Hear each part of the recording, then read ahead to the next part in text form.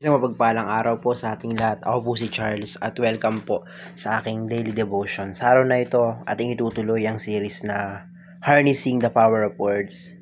So, speak with integrity.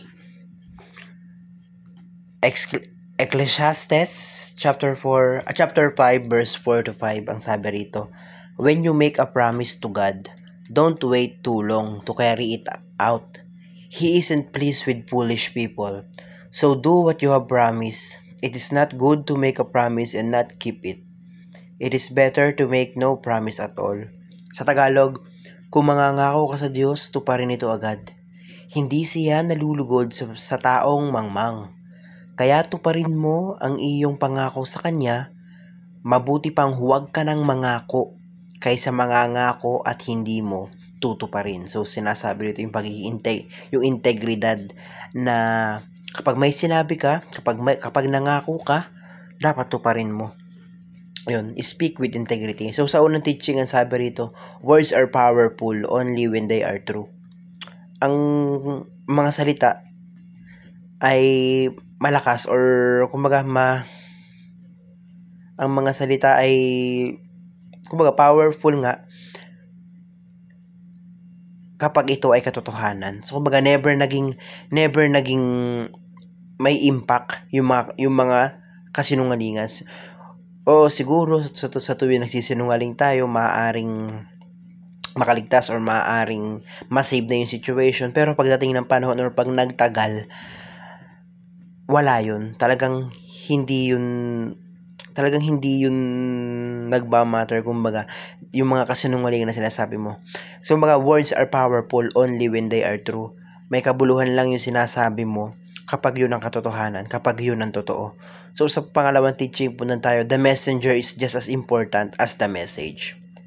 So kung sino yung nagsasalita, nagiging mahalaga lang, or kumbaga kasing halaga, sabihin natin na kasing halaga nung nagsasalita yung sinasabi niya.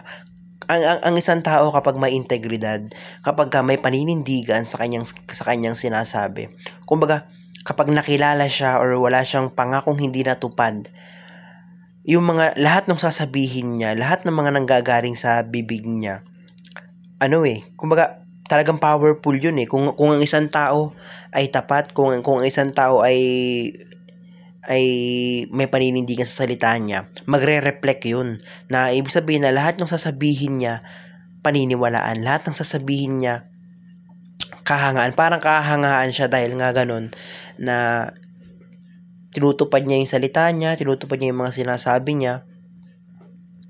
And yun, the messenger is just as important as the message. Kung sino yung mahalaga sa isang bagay or mahalaga sa isang salita, yung nagsasalita.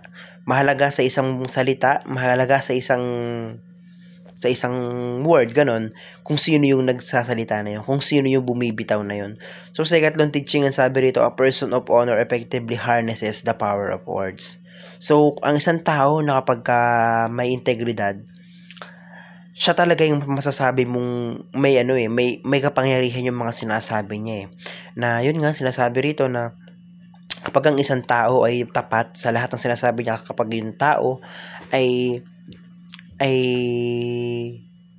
may paninindigan sa sinasabi niya, na-harness, kumbaga napapabuti yung mga salita niya eh. Yun nga, paulit-ulit, sinabi ko nga na ang isang tao nga kapag yun nga ay may integridad or may paninindigan sa kanyang salita, makapangyarihan yung mga sinasabi na, makapangyarihan yung mga salitang lumalabas sa kanya. So sa application po tayo, paano nga ba natin ito may apply sa ating mga buhay?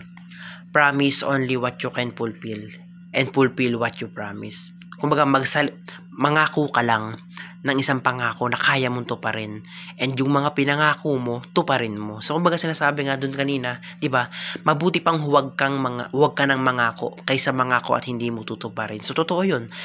Bakit ka pa mangangako kung alam mo naman na hindi mo matutupad 'yun? Bakit ka pa mangangako kung sa unang-una pa lang alam mo nang hindi mo kayang gawin. So kumbaga kung may ganong kaisipan, kung alam mong mahirap gawin, kung alam mong wala kang kapasidad gawin, wag mo nang sabihin, wag mo nang pangakuan. So yun dapat, promise only what you can fulfill and fulfill what you promise. So sa ikalawang application na sabi rito, mean what you say and say what you mean. Sabihin mo lang kung ano yung totoong nararamdaman mo. Sabihin mo lang kung ano yung gusto mong iparating.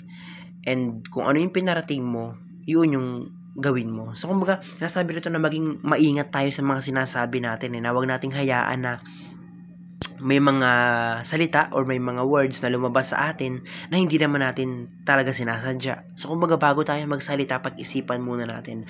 Mean what you say. Sa ikatlong application, honor your words and let your words honor you.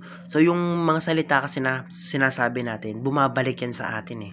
Yung mga salita na lumalabas sa bibig natin, bumabalik yan sa atin. Kung yung sinasabi mo ay puro kabutihan, yung sinasabi mo ay puro katotohanan, babalik at babalik sa'yo yan. Nasasabihin sa'yo ng mga tao, ay si ano ganan. May paninindigan sa salita yan. Lahat ng sinabi niyan totoo. Lahat ng salita niyan maganda. So kumbaga may balik na kung ano yung mga sinabi mo, babalik sa'yo. Kung maganda yung sinabi mo, maganda yung babalik sa'yo. Yun lamang po. Napakarami kong natutunan sa araw na ito. Maraming salamat. Glory to God.